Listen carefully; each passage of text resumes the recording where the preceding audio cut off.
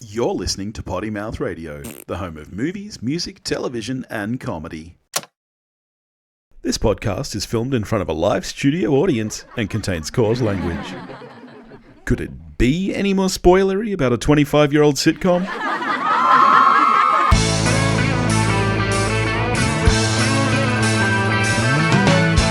Hello everybody and welcome back to the one where we watched, where this week, you're not going to believe it people, we watched an episode of Friends, didn't we? Yep.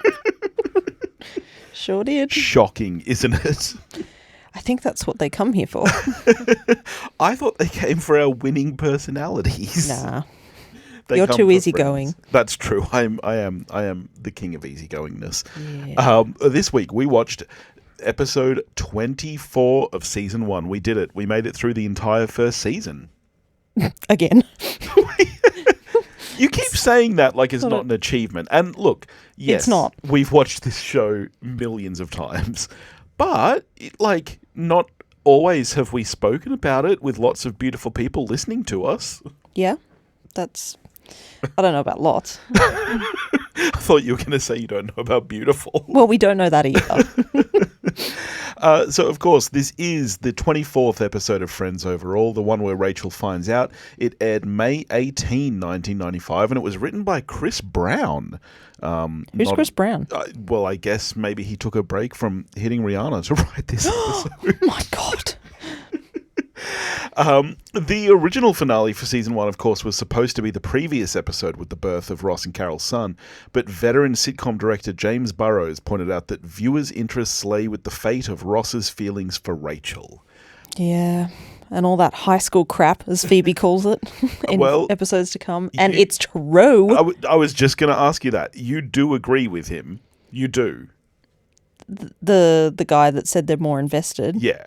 I mean, I guess so, because everyone watched it. Yes. And it continued to be watched for many years to come. But I don't watch it for Ross and Rachel. Yeah. Well, what do you watch it for then? The friends. But the friendliness. I get that. But if there was zero overarching storyline at all, do you think you'd like it as much? Well, maybe not. But I wanted the show to end differently, even though I do love the finale. I don't know. It's a show that exists in a time and a place, but women should absolutely expect better from their partners now. Yeah. All right, well, let's get straight into it then. So we open, as we usually do, with a cold open at the coffee shop. Ross is... Wait, the coffee shop? Jesus. Never seen that before. You scared me. I thought you were telling me I was wrong or something. No, sorry. Ross is sharing pictures of Ben, and Phoebe says that he has Ross's haircut. Which I think, little peek behind the curtains, we've already gone ahead and made our notes for the next episode. In reading the trivia online, it notes that episode has the first time that Ross's haircut is made fun of. But Not the last. I don't know. I feel like this might be it. Joey asks Chandler if he can borrow some money. He says that he'll pay him back, to which Chandler says, "Oh, sure, now you owe me $17 jillion." But Joey says this time's different. He is going to pay him back because he's got a job. He's helping out with some research at NYU. Yeah. And what kind of research is that? It's a fertility study. He just goes down every other day and drops cummies and gets $700. He doesn't say cummies. No, but Phoebe does. Nobody says cummies. But Phoebe does say you're going to be making money hand over fist, which is a very funny double entendre. Yeah. Yep. Love that. I don't know if it's much classier than cummies, by the way. I don't know if it's different in the States. I know that in the States, you can actually sell your sperm, can't you, over there? I don't know. Like maybe back then in the 90s. Because I know that here you're actually not allowed to. You're not allowed, you can donate sperm, but you cannot be paid for it. Yeah, same with surrogacy. You can't be paid to be a surrogate. You can have your medical costs covered. Yeah, but okay. You can't be paid for it. Is that is that to discourage people from doing it for the money? I guess so, yeah. But I mean, It we becomes- still give people the baby bonus. Do you remember in like 2009 or something when the baby bonus tripled and there were like just so many fucking bogans buying TVs and shit because they were just getting preggers? Do you mean... What? No, that wasn't the baby bonus that tripled. Kevin Rudd gave everyone $900. No, but there was also... No, it was around the baby the same bonus time also that the baby tripled. bonus... Yeah, yeah. Well, we weren't getting preggers then. No. I just remember the $900. Yeah.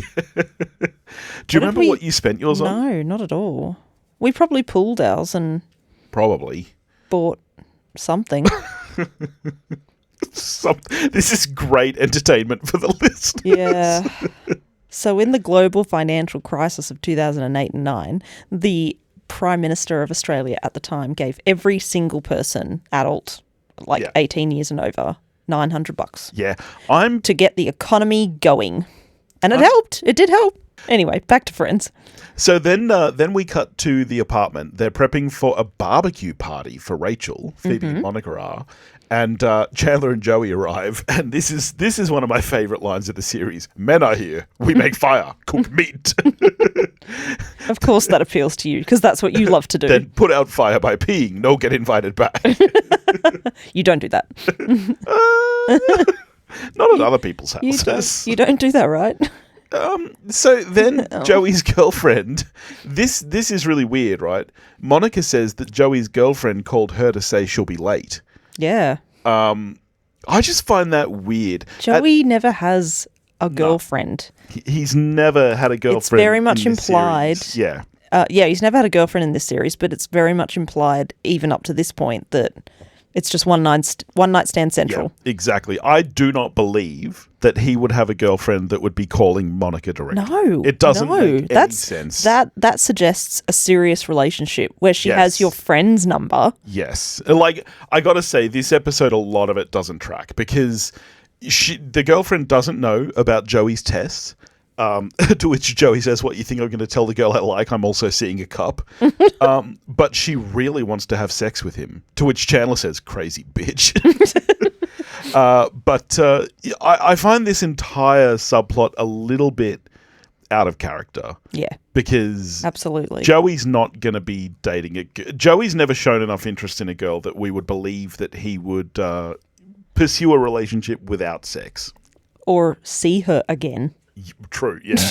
And, like, don't get me wrong, I do like where this goes because, you know, Joey kind of learns to treat women as equal sexual partners. Yes. But I don't buy the premise at all. No, but it's a 90s sitcom. All premises are a bit loose. Yeah. Because Joey does say he's not allowed to conduct any personal experiments, if you know what I mean. Is this where Monica says, Joey, we always know what you mean? It's not this scene, but she says it later because he just keeps saying, if you know what I mean, which is very funny. It's a funny run of this episode. Yeah. And then Ross enters with a big bag, suitcase type thing and says, I'm going to China. Yeah. He says, they ask why. He says, oh, you know, they found a bone. We want the bone. I have to persuade them to give us the bone. It's a whole bone thing. He says he'll be gone a week, so he gives Monica a picture of him to show Ben while he's away. Phoebe I love this. Holds it up to her face and says, "Hi, Ben. I am your father." I am your father. Just going back to the whole bone thing. If this show was set in Australia, there would have been boner jokes everywhere. 100% there would have been bone jokes. And nothing said. I just find it very bizarre. Yeah. I mean, in our culture. You know what I actually would have liked? I would have liked to have seen more of Ross in China trying to, you know, like I think it would have turned into probably just a racist episode, honestly. Oh, you know what? You're probably actually right. Yeah. Yeah. They don't know how to write outside of white Americans. That's true. But, like, I would love to see a mini-series about, like, the bone wars. I'm sure that we've spoken about it, that, you know, there were these two famous paleontologists who were fighting over bones for so long, and they reckon that, like, more than half of the discovered dinosaur bones from, like when we started discovering dinosaur bones have been destroyed, because these two started literally destroying bones just so that the other person couldn't get them. Yeah. Was that a podcast episode? I did listen to a podcast about that. Yes. Do go on. Fantastic and then you made me podcast. listen to it. Yeah. It's wild. It's absolutely wild. Anyway. Back to Friends. Yeah. Ross asks Rachel if she's there so that he can go wish her a happy birthday. She's having drinks with Carl. Who's this Carl guy? He seems like the worst. Yeah. I mean, we'll get to that. So he goes to say bye to the guys, and I love Phoebe's line here. Hey, tell them that bone story. It's so patronizing. She's such a bitch, but it's so charming at the same time. I don't think she means to be a bitch when she says that. You don't think? I don't think so. But even if she does, good on her. Love Phoebes. So he goes out to the balcony where Joey and Chandler are having some beers, and he asks if they know Carl. And Chandler comes back with, well, let's see, Alvin, Simon, Theodore, no. Like, as if the only people he knows are the Chipmunks. Do you remember the Chipmunks? Barely. What's Not the at name all. of the... Dave! Dave was the guy who owned the Chipmunks. Why did he own them? I don't... Did he Aren't own them, chipmunks or was he like just wild friends with animals them? in America? I guess. It's a Disney thing, isn't it? I don't... Yeah, it is Disney. Yes. Okay. Anyway, back to Friends. Man, we are getting sidetracked today. Probably one of my favourite Joey lines, though, and the bit in this episode that is the most in line with Joey's personality, when Ross says that he's upset about Rachel having drinks with Carl, Joey says, oh no, how can she have drinks with someone else when she's never shown any interest in you? Not only is that a great Joey line, it could also be a great Phoebe line if Yeah. Phoebe was in on it. But the girls aren't in on it at this point, Yes. which is so weird looking back. But also, Joey is 100% correct. Oh, 100%, yes. She can have drinks with whoever the fuck she wants, mate.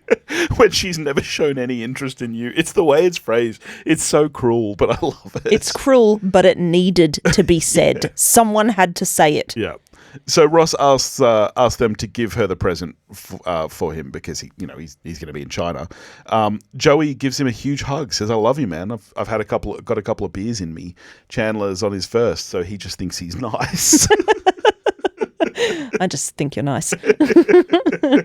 Yeah. I like the banter between all three of them here. Yeah, me too. It feels a bit more naturally written than some of the other stuff.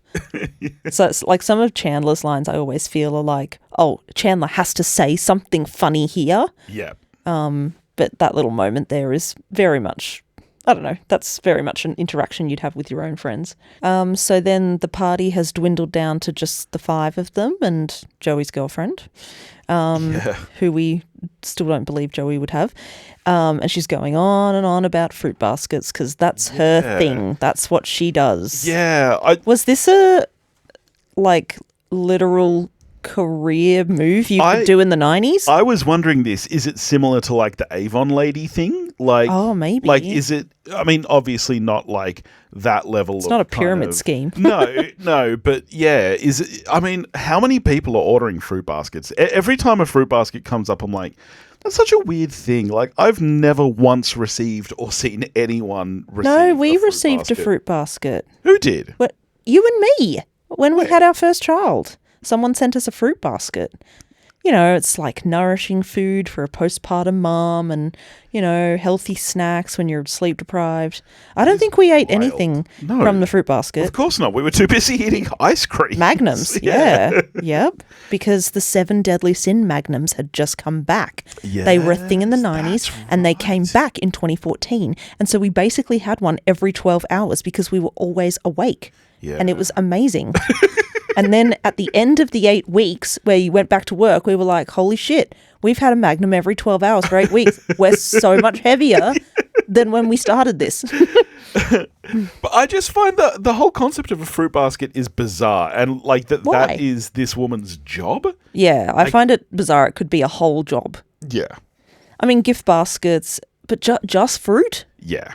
Yeah. You got to get some chips and chocolate in there, man. Fuck yeah. So Rachel says that she wants presents. Yeah. She just outright says it. I want presents. Classic Rachel. This is what you were talking about earlier, where Joey says to Monica that his girlfriend thinks tonight is going to be the night that they're going to complete the transaction, if you know what I mean. Joey, we always know what you mean. But this is when Monica says, have you thought about being there for her? Joey has no idea what that means. I don't know what you mean. Yep. Yeah. Be there for her. He still doesn't follow. Yeah. He's just so dumb. I mean, it's probably not a new concept in the 90s to be there for her, but the way the audience reacts, it's very much, I don't know, like a novel concept. And it's so hard, so funny that, Joey doesn't know and, typical. Yeah. I don't know. Do you get that read from the audience? Yeah, I do. And it is very foreign to me. Look, I don't know if it's just because I'm a bit younger than the friends are. I don't know if it's just because I'm a Taurus. I'm all about being there for her. Oh my God, stop talking. Anyway, so then Chandler's first present is Travel Scrabble. Yeah, and she immediately gives it back to him. Yeah. I like that this episode starts that runner that you cannot give Rachel a gift. No. She just does not keep them. Joey returned it for something I want. What? Credit. That's future episodes. Yeah. Joey gives her a Dr. Seuss book. Oh, the places you'll go. That book got him through some tough times. It's so sweet. He's so cute. Yeah. What a cutie. And then they give her Ross's present, which is a horrible brooch. I'm sorry. Even just the word brooch, I'm reading my notes and I'm looking at the word brooch, which of course, for those of you who don't know, is spelled brooch. For those of you who don't know, that's so condescending. And for you fucking idiots out there listening. Do people still wear brooches? Are brooches a thing? Oh, look, they're a vintage thing. Some people like them. I remember my mum having brooches when I was a kid, and same. my sisters wanting to, borrow her brooches and stuff. I have not heard the word brooch in at least 15 years, I think. Yeah, look, it's not really a thing anymore, but this thing is fucking hideous too. No, look. Because it's one her grandmother had, isn't it? Yeah, so Rachel I understand that. She's... If I saw, so my grandmother had this, jeweled swan brooch, and I just freaking loved this thing. If you got me something like that, I'd be like, whoa, it's just like the one grandma had. Yeah. I'm never going to wear it. That is sweet. It's sentimental. And the fact that, oh my God, he remembered. Yeah, so she's very touched. She's like, he remembered. They saw it in a thrift shop. It looks just like her grandmother's. Yeah. And Phoebe's like, this must have cost him a fortune. Yes. Thrift shop? No. But this is then when Chandler says, remember when he fell in love with Carol and brought her that ridiculously expensive crystal duck? Yeah. And then everyone kind of what did stops. You say? Well, the girls look confused because, again, they don't know. It's so weird. And then Joey looks like, oh my God, dude, shut up. And Rachel's like, wait, what? And this is some of Matthew Perry's best physical acting ever. Crystal duck. And we have a friend that we text every so often. Flennon, yeah. Or Crystal Duck too. And this is when Rachel puts two and two together and realizes that Ross is in love with her. Oh my God. Drama. It's so big. It's huge. Sorry, next episode. But No. That's the very next scene. Phoebe says it's huge. Yeah. To which Chandler says, no, it's petite. It's wee. But they're all saying that none of their lives will ever be the same ever again. Yeah. I'm sorry. That's some hyperbole bullshit. Yeah. I mean, I get it. They're all young. They're all in their 20s. They're living out of home for the first time. And they're... You know what, though? Urban family wasn't a saying back then, but it's their urban family and... Yeah.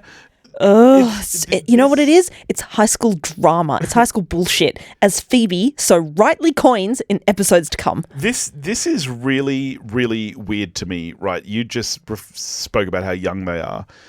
It's weird, right? I know that at this point in the series, they're like 10 years younger than we are now. Yeah, But do you feel the same way yeah. I do, though, that because you were watching this show since you were a young kid, do you sometimes feel a bit hard to, like, remember their ages? Like, you just said, oh, you know, they're all really young, and yeah, they are. I still think of them as not, you know what I mean? Like 30-year-olds now. Yeah. Yeah, because you can relate to it. But not really. No. No, we're not in the phase of life where you're unsettled in jobs and you're finding your career. Like, you and I both are settled and we know what we're doing and we've got kids. It is different. But I find that whenever I look at any 80s or 90s TV show or movie, they're all played by 40-year-olds. So, yes, I do find it hard to remember their ages. But because physically, that's not their age. Yeah. So Rachel says, well, do you think he wants to go out with me? And Chandler says, well, given that he's desperately in love with you, he probably wouldn't mind getting a cup of coffee. But she wants to talk to him. She's got to talk to him right now. Yeah, and Chandler because tries to stop you can't, like, you know, mull on these things and think about it properly. You have to talk to him. But here's the thing. She doesn't even know what she's going to say. No. And Joey, she's just chasing the drama. Yeah. Joey, of all people, says, well, if you're going to break his heart, then it should wait. Phoebe tries to... Joey, once again, being the voice of reason this episode. Yeah. What's going on? Yeah. He's got a girlfriend. He's like the man of the hour. Yeah. Phoebe tries to help by holding up the photo of Ross's face. Fuck, that part is so funny. Here, would this help? But Rachel can't wait a week. And as she runs out the door, Chandler yells out, I love you. Deal with me first. Nah, nobody believes that. It's just like, firstly, how could it not be so obvious to you, Rachel? Come on. Yeah. Women always know. Even if we say we don't, we do. So anyway, Rachel does chase him to the airport. Ross is, as he's handing his ticket over, he's got headphones on. I think this is rude. Like, when I used to work in retail, I used to hate when people would be, like, talking on the phone or something as you're trying to tell them how much money and stuff. True. I think it's rude. He's got headphones on. He's doing, like, a, you know, like, learn to speak Chinese thing. And so as she's trying to tell him where he's seated, he's just, like, yelling random foreign-sounding words. Pause it. It's literally a Walkman. Pause it, Ross. Yes. And say, thank you. Yeah, it's rude as hell. Yeah. But as soon as he goes through, Rachel comes and she's trying to call out to him, but he doesn't hear because of the Remember headphones. when you could get through to the gate without a ticket? Oh, yeah. It's crazy. Like, she didn't even need to buy a boarding pass, as seen in later episodes. Yes. She just strolls on up to the gate. They're boarding the plane, but it's at this point that they have some sort of security. No, you can't go past this point. Yes. So, well. So she asked the steward to pass a message then, which again, I'm sorry, there's one steward there. Her job is not to pass messages. It's, you know. I know. It's just them thinking that they're the center of the universe and their drama is the center of the universe. Anyway, but she does 26 years old. It's fine. We'll let it go. She does it. She goes to pass the message to Ross, and she says, you know, Rachel wanted to tell you that she loved the present and she'll talk to you when she gets back. Yep. So, wow. But not to Rachel, Ross. that couldn't wait either. Yeah. like... I'm going to give him yeah. this cryptic message. I know, and yeah. based on him getting that, it would be terrible if he came back with a girlfriend. Yes, yeah. But Fuck off, Rachel. But the gag is that, of course, the steward doesn't know who to pass the message to. No, so she goes to the guy in a blue blazer instead of the blue shirt that Ross is in, a navy shirt, whatever it is. Yeah. She passes the message on to the guy, and so this guy turns to his wife. Guy. There's no Rachel. There's no Rachel. Oh man, we've all been in that situation. It's the other podcast I do, Time to Die, which you can listen to on the Potty Mouth Radio Network, where I play Dungeons and Dragons. Nobody does. Like, no, it's really good. One night when I was messaging the Time to Die group, our eldest daughter looked over at my shoulder because she always wants to read everything, and she was like, "Who's Tina?" She read Time as Tina, and so she's like, "But it's Daddy's messaging someone named Tina." I know, and then I had to be like, and I was like, "What? Who's Tina?" Yeah. There is no Tina. Sure there isn't. The worst part about this gag is that they couldn't leave it alone. Yeah. That same couple Come back on Ross's same return flight. Yes. Like, fuck off. What are the odds? Like, it was a funny gag.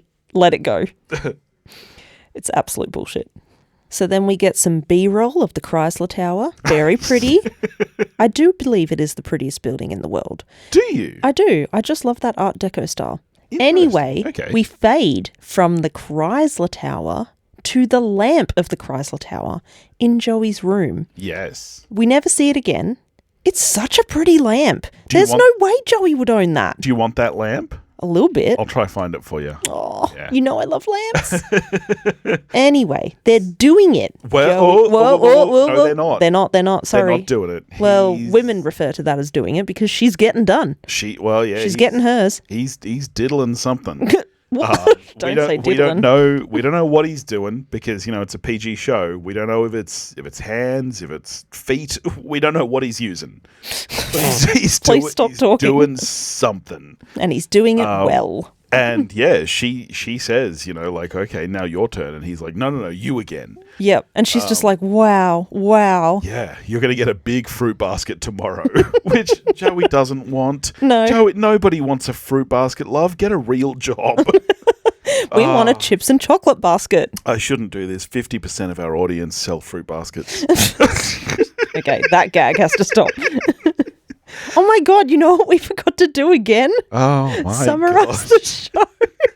It's playing it very loose and fast over I here. know. And 50% of our listeners really love the horn sound. Nobody too, loves so- the horn sound. 100% of our listeners hate the horn sound.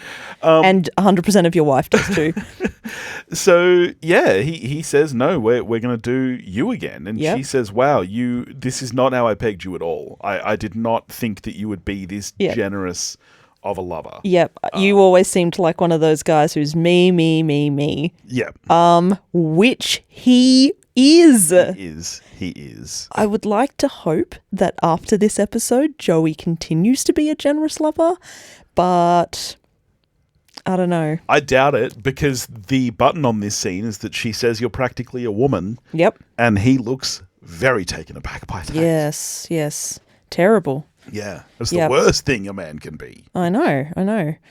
Good Lord. So then we're back at the apartment, and the women, of course, are tidying up after the party. Of course. Not the men. No. Joey's too busy diddling. Yes. And Chandler's just nowhere to be found. But also, I'm sorry, are you telling me that by the time Rachel went to the airport, came back from the airport, Monica's not already done cleaning? Yeah. I'm calling bullshit on this whole thing. She loves to clean, though. Maybe she's drawing the process out because she just loves it so much. That's true. Yeah. But she's not really cleaning. What she's really doing is asking Rachel if she's going to go for Ross. Oh, can you imagine having Monica for a sister-in-law? She'd be a fucking nightmare. She would. Evidenced Okay, by this yeah. scene. Okay, but what would be worse, having Monica for a sister-in-law or having Ross as a husband? Oh, it's not- all not it's all good bad. to begin with. But what Monica's really wanting to do is just ask Rachel, are you going to go for it with Ross? Yep. And she needs an answer now. Yeah, but She won't let Rachel think on it. Rachel has no idea. She doesn't know. Then you shouldn't have gone to the freaking airport, Rachel. Agreed. But then Monica and Phoebe start kind of throwing out some opposing viewpoints. Mm-hmm. Monica says, the great thing about it is that it's like starting on the 15th date. Yep. Because you already know everything. And Yep. then Phoebe comes back with, well, Yeah. but... It's like starting on the 15th date. Yes. You do already know everything. Yeah, there's no mystery there or anything. No. But, I mean, we were like that. We were friends that turned into lovers. And it's wonderful. Yes. I think it's the basis of all good relationships. Yeah, I agree. Are Rachel and Ross mature enough? No. But in theory, I tend to agree with Monica's point here. She's being far too pushy, though. Oh, yeah, because then, they start talking about, well, what if it doesn't work out? Like that's the real risk of dating a friend like this, especially Amongst a when you're in friendship a friendship group. Yep. But Monica just turns this into, well, why isn't it working out? Why aren't you dating my brother? Yeah. Which is weird, I gotta say. I don't want my friends to date my siblings. I don't want my friends to talk to my siblings. That's not true. You went through a whole phase of shouting woolly at every family tea night for 2 years straight. But maybe that was just to piss your sister off more. But yeah, Monica is hyped up crazy. Yeah. And Rachel has every right to feel cautious about this. Yeah. But then it's all like, but if it worked, it would be amazing. We'd be like friends-in-law. But anyway, then we cut across to the guy's apartment. It's the morning after. Chandler's sitting out having some cereal. Yep.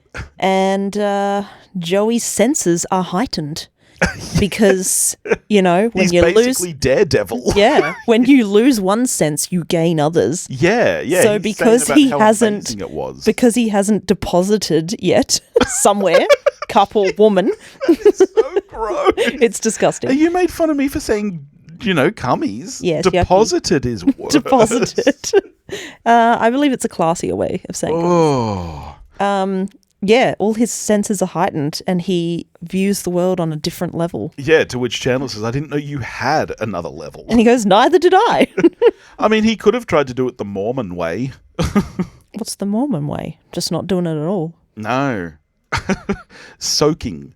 Soaking? Yes. What? It's where I'm telling you, it's a Mormon thing where they put it in, but there's no thrusting involved, and they just What? Yeah. What? Yes. Stop talking. It's Ew. true. Stop it. Stop it. And sometimes they will have someone else shake the mattress to create the movement without them thrusting. You need to look this up and check it's a thing. It is a thing. It's not a thing. It is a thing. Soaking. Oh, I don't just... I swear. You think deposited was bad? Soaking is so much worse. Soaking is a sexual practice of inserting the penis into the vagina. Shh. Our daughter is sleeping in the next room. But not subsequently thrusting or ejaculating, reportedly used by some members of the Church of the Jesus Christ of Latter-day Saints. Is that Mormons? Yes. I don't think you know that for sure. I do. You I know don't. what I'm talking about. Holy shit, that's so weird. Well, honey, 50% of our audiences are Mormons, so... Stop it. I don't want to talk about Friends anymore. Oh, no. All right, let's move on. Then we're back at the apartment. Rachel comes out and Monica compliments her skirt. She says it was a birthday gift because she exchanged Monica's gift and bought this instead. Yeah, she's just a terrible person. Yeah. I mean, what's the worst gift you ever got? I don't want to say. Was it from me? No. What was it? It was from a family member. And I repeatedly said how I did not like these things. And then I got one because they don't listen to me and don't care. So... But even then, would you exchange it? Oh, I just threw it in the cupboard and... I mean, that's the polite thing to do. When you get an unwanted gift, you put it in a box up the top of the cupboard, and in 3 to 4 years' time, you re-gift it. But are we implying that Rachel receives all her gifts with the receipt so she can exchange it? Maybe Is that a thing? Maybe they were looser with receipts back then. Maybe you could just exchange. No. Yeah, some places are still like that. Maybe it's a thing in America where you give a gift with a receipt. Or maybe it's just a Rachel thing that you give a gift with a receipt because you know. Yeah. I mean, it's happened to me before. If people give me clothes, usually they give the receipt because they're like, this might not fit you, big guy. Oh, no. I think you should always do that if you buy someone clothes. Yeah. People should just not buy each other clothes. Yeah. Yeah. But Monica, of course, immediately goes crazy again. Says, hey, doesn't Ross's flight get in a couple of hours? Gate B. Yeah. And this is when Rachel being says, insane, Monica. Yeah, well, and Rachel tells her that. She says, look, it's weird. And I'm not going to do it because you're going to make it weird. Yep. Which she has every right to say. Yes. And then Monica shows how she's not going to be weird as she holds her next to the fridge. And then Monica loses her mind when Rachel is letting Carl up. Yeah, behind Carl's, my brother's back. Yeah, Carl's back. Oh, he's the worst. He really is the worst. We'll see that later. I was going to say, we haven't even seen him yet. No, he's just really annoying. But, yeah, Monica's showing how easy breezy she is about it because she's such a breezy person. And Rachel looks stressed. Yeah. So from there we move to many, many fruit baskets. So many fruit baskets. Yep. It's very suggestive. Yeah, there's so many fruit baskets. Chandler is sitting in a room surrounded by them. I love the expression on his face. Yes, when Joey comes in, he says he got the $700. He did it. He's done with the study. Chandler says, "Hey, that's great. Do we have any fruit?" Such a smart ass thing to say. He's a smart ass all the time. Yeah. But Joey says, "Yeah, what a crazy 2 weeks it's been. I feel like I've really learned a lot." To your point earlier, Chandler says, "Do you think you're going to stick with this whole, like giving it to her thing?" To which Joey says, "Are you kidding? Like, when a blind man gets his sight back, does he walk around like this?" And then he imitates a blind guy. Yeah, it's not a good look. No, this is the kind of thing that Gen Z have a problem with this show for. Oh, and fair enough. It's not right. But it's so disappointing, Joey. Yeah. You could be such a better person. And in every other respect, he is. He's a wonderful friend. He is just a shit sexist pig. Yeah. Oh, you can't have it all. So then we're out on the balcony and Rachel is having her date with Carl. And you're right, this guy sucks. He's telling some fucking story. He's going on about electric cars and he's saying, I'm not against environmental issues per se. Anyone who says any kind of sentence that starts with "I'm not against" and ends with "per se," it's like saying "I'm not racist, but." But yes, he's just a fucking flog, and I don't understand what she ever saw in him. No, he's just awful. Yeah. Which then Ross says she starts daydreaming while he's telling his awful story about what a piece of shit he is. Yeah. She fantasizes about Ross, and Ross is saying, I can't believe that you would rather go out with this guy than me. Yes. And at first she's like, "Excuse me, I'm trying to have a conversation here." Yeah. What's that about? Yeah, I know, right? It's your daydream, love. Oh, every time there's a scene like this in a movie or a TV show, I love to imagine what it looks like to the other person. Like, is she just sitting there kind of mindlessly staring at Carl, or is she looking past him towards where she's seeing Ross? I don't think Carl finds a problem with either because Carl is used to just talking. Himself. Yeah, he's used to talking for the sake of his own voice. Yeah. He's just the everyday mansplainer that we all hate. Yes. Not like me. See, I am a feminist. So I am all about... Hey, whoa, I'm talking. Let me finish what I'm saying. No. No. No. No. But anyway, Ross starts saying, we should be together. And she says, but, what if we break up? And he says, why do you think we would break up? And she says, well, have you ever had a relationship where you haven't broken up? Which is it's a fair question, but also an unfair question because that's why he's single. But she's not really asking him, so who fucking cares? Well, that's true. But at that point in your life, you don't know. Okay. Yeah. Like how to make this stick, how to work on it together. Yeah.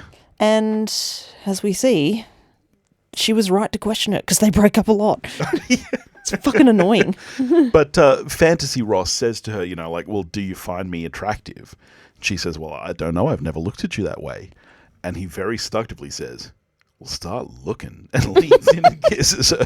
Yeah, I hate this. So apparently they've talked about it in the reunion show. Yeah. That they liked each other at the time, but, they were always with other people and the timing was never right. Yeah.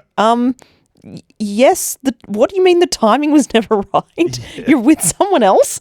What? Yeah, that's timing. What? You don't agree with that? No.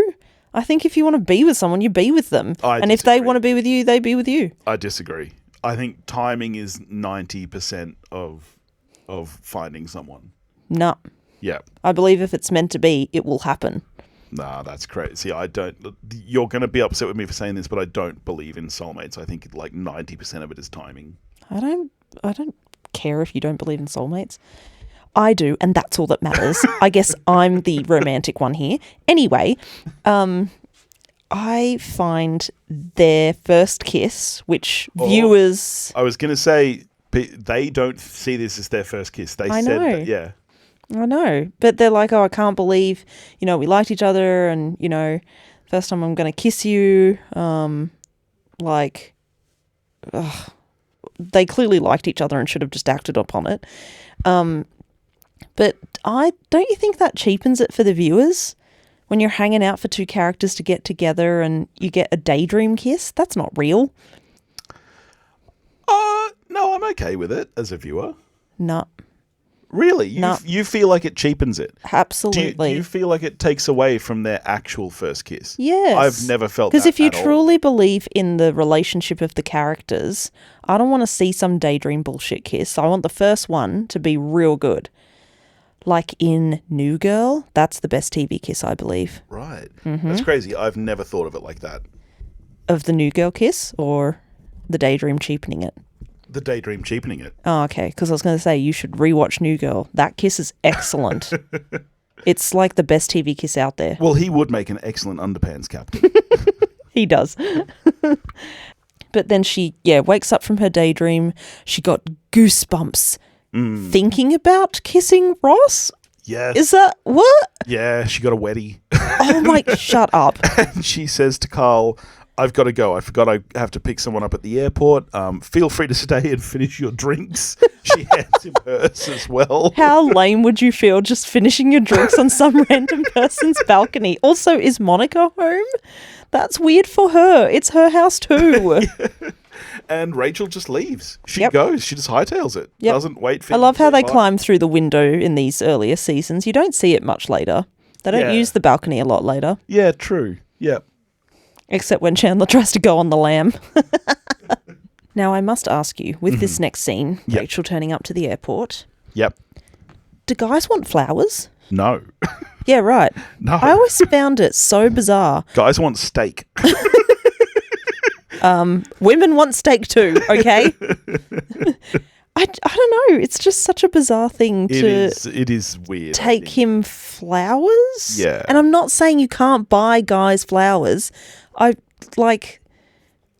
bought, one of my male teachers flowers recently for a job well done. Yeah, but to me, flowers have a specific time and place. Yes, and it is a little bit looser with buying women flowers. I think there are more times and places where women appreciate flowers. I think for men, it is more, like you say, like a congratulations or like job well done or yeah. But I find it odd. Well, I don't like the whole, there's more chances of women accepting flowers or chances to buy women flowers. Like, it should be even. It should be equal that you can buy men or women flowers. Yeah. But, like, he's got suitcases and stuff. He's got carry-on bags. He's got a suitcase he has to collect from. I would never take someone flowers in an airport and just... Because then they have to carry them and all their other stuff. Yeah.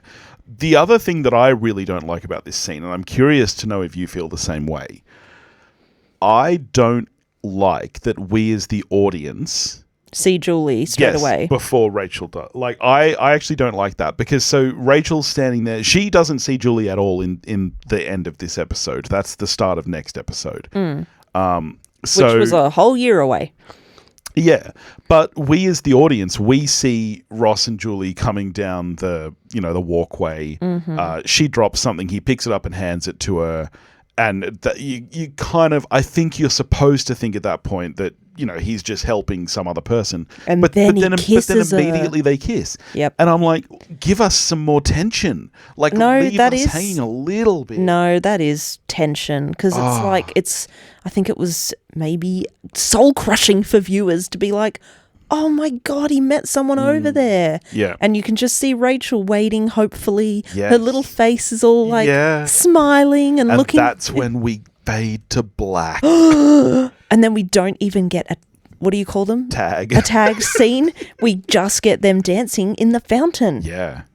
Drama. Wild. And then you got to wait. Like, now you said a year. I need to correct you here. It's 9 months. It's about 6 months. 6 months. Yeah. It felt like years. TV shows end in May and come back in September, or they did at least at this time. So I don't know if that was the same for Australia though. I felt like we got everything late. Maybe. But if we got it late, it probably would have ended late here too. Like maybe it ended in July and then we didn't get it until January. Like I don't think it would have been longer than a 6-month gap. God, kids today would never cope with it. Oh, never. They don't understand when we've seen something at the movies and you don't have it waiting for them at home. Yeah. Because you generally do. Well, especially and that gap is that gap has changed even more with COVID. Like, and now things are like there's a lot of movies now that literally come out on streaming the same day they go to cinemas. Yep. I remember, like, it used to feel like you had to wait about 18 months after something was at the cinemas before it came out on video. Yes, and you were like a whole different age. Yeah, and if you had to wait for it to play on TV or something, God forbid. Yeah. Like, and then you had to record it and get rid of the ads, and God forbid you got distracted and missed some of it coming back. Oh, I was going to... You know what the worst was? There was one time I was taping a movie off TV, and I don't know how I did it, but you know how, like, to take the ads out, you would hit pause when the ad break started and then hit record again. I thought it was stop and record, but anyway. Well, on mine it was pause and record. Somehow I mixed up the timing, and so I was only recording ads. So I went to watch it back later, and it was just the ads. And I was so angry. Which would actually be like a little beautiful time capsule now. It but is actually. Ads suck. I don't want to rewatch ads. Oh my God. Well, there we go. We did it. Yep. That's all of season 1, baby. Yep, that's it. That's the whole season. All right. How are you scoring this episode, the one where Rachel finds out? Well, it's a tricky one because it's one of those classic episodes that you've seen millions of times. Yeah. It's an episode I quote with friends constantly. Sorry, my friends, not the friends. Crystal Duck. Yep, Flernen. And yet... Joey's, I don't know, such a disappointment by the end of it. Some of Chandler, I don't know. Sometimes Chandler just gives me the irrits. It's just too much sarcasm. Monica's crazy. Phoebe's wonderful. Ross is barely there, so pretty good. I don't know, like a 6? I feel sorry, that was such a big build up to a pretty fucking average score. It's just one of those episodes that's like famous, but not for all the right reasons to me. Yeah, I know what you mean. Like it's a big episode, but at the same time, a lot of it actually doesn't feel that big. Like the whole subplot with Joey and his girlfriend. Like, yeah, I'm a. Who can I just say? This might be one of those times where it's 40-year-olds playing 20-year-olds, but. Don't you think she looks a lot older than him? A lot older. Yeah. She looks a lot older than the rest of the friends. Yeah. She looks like she's, in her 40s. Yeah. And it's not like the time where he's dating someone and they have a kid or anything. Yeah. It's just bizarre. Anyway. Yeah. So anyway, that's it. I'm also a 6 out of 10. So next week, we'll be doing a little recap of season 1. Our thoughts, our feelings. We're going to braid each other's hair. Oh, no, wait. We can't do that because you have no hair. That's so mean. You shaved it off. That is so mean of you. Yeah, I think we get fully into it. And I would love you listening out there, dear listeners, if you have any feedback for us, if you think that we were wrong about a particular episode, if you have any fun trivia or thoughts that you'd like to share with us, please, you can email us at pottymouthradio@gmail.com, and you can join the Facebook listener community and give us your thoughts, and we'll give you a shout out on next week's episode as we recap season 1. Or things you want us to investigate, because as I found out from making the notes for the next episode in season 2, there were so many pop culture references I didn't get. And so we can do that. We can be those people. Oh, I see what you're saying. So if you listening out there didn't understand a pop culture reference, then we can give you a little deep dive on it. Like, yeah, okay, all right. Sometimes just for my own, watching. So hit us up. But before we leave you, dear listeners, there's one thing that we need to settle. Oh. We need to do our last lightning round. I am so good at lightning rounds. In season 6, what did Monica get Chandler for Christmas? Season 6? That's a bit random. Sorry, who got what? Who got What did who? Monica get Chandler for Christmas? If it helps, think about it this way. Season 4 is when they get together in London. And then they were hiding their relationship in season 5. and they'd come out by that point in season 6. Yes. Like, all the friends knew. So it's their first openly Christmas together. Yes. And it's not Valentine's Day where she gets him a sock puppet. You know how I call you Bunny? Well, I did one time, and I want to keep doing it. Okay. Oh, God. Christmas episodes are just not as huge, I find, on American TV shows. It's Thanksgiving and New Year's and Valentine's Day. Christmas. I will give you a hint. I'll give you a hint. Okay, sure. You spoke about some other holidays just then. Mm-hmm. This episode, I would say, is technically more of a Thanksgiving episode. No. New Year's episode. Which I know that gives everything away, but what? It so does not. All right. Well, your time is up, Turd. No, it's not up. It's not up. It's not up. Hey, stop. I see you scrolling. You're looking for the question. The answer is a water purifier. Oh, yeah. My memory... Well, that's why I can't remember it. It's so unmemorable. Yeah, my memory is that this is the episode where while Monica is at the Dick Clark's Dickie New Year's Eve... Oh, they look for the presents! Looking for the presents. And she gets really upset because she's like, I looked for ages for that water purifier. And he's like, what the fuck? Why would you do that to her, Chandler? Why? Yeah, okay, yes. That's why I can't remember it. It's so terrible. Okay, sorry. I scrolled too far down looking for the answer. Because I'm a cheater. All right, we did that one. Oh, I'm not gonna give you that question because it was literally answered in this episode. All right. When Monica's Cooking, we watched this one recently, got a bad review, which fish dish was called out specifically? Bouillabaisse. Nope, incorrect. But she goes and she makes a bouillabaisse. You don't say bouillabaisse. It's bouillabaisse. Well, don't pronounce the L's. But that's what she brings to the critic to turn him around. When her restaurant got a bad review. The something Maui was awful. Oh my God. Mahi? Yes, Maui. It's a place. Oh, man. Okay. Or a demigod. All right, your last question. What name does Jack Geller accidentally call Chandler? Chauncey? Yeah, Chauncey. Yeah. Who said, I say more dumb things before 9 a.m. than most people say all day? Joey? Nah. Oh, who Chandler. Is it? Chandler, damn it. Okay. So I guess we're even that episode. All right. Well, I basically gave you mahi. Thank you again, dear listeners. It's been so fun reliving this journey with you, and we look forward to joining you next week to recap everything. Mm-hmm. Maybe put some bloopers in. I love Friends bloopers. They are my happy place. They are. You know what the best blooper is? I like the one where Joey comes in wearing all of Chandler's clothes, and then when he starts taking them off, there's like a picture of David Schwimmer on one of them. No. That's not when he's wearing all Chandler's clothes. He's wearing a robe. He's pretending to be sick. Right. And then he opens the robe. And he's got a picture of Schwimmer on his dick. His jocks, but sure. Yeah. No, my favourite all-time blooper is Pivot! They can't stop laughing. Jennifer Aniston looks like she's going to wet herself. All right, yeah, well, maybe we'll look at some season 1 bloopers and deleted scenes and stuff too. Oh, no, I just thought of another good one. Oh, anyway, so many good things to talk about. All right, we'll catch you next week. Ben, I am your father.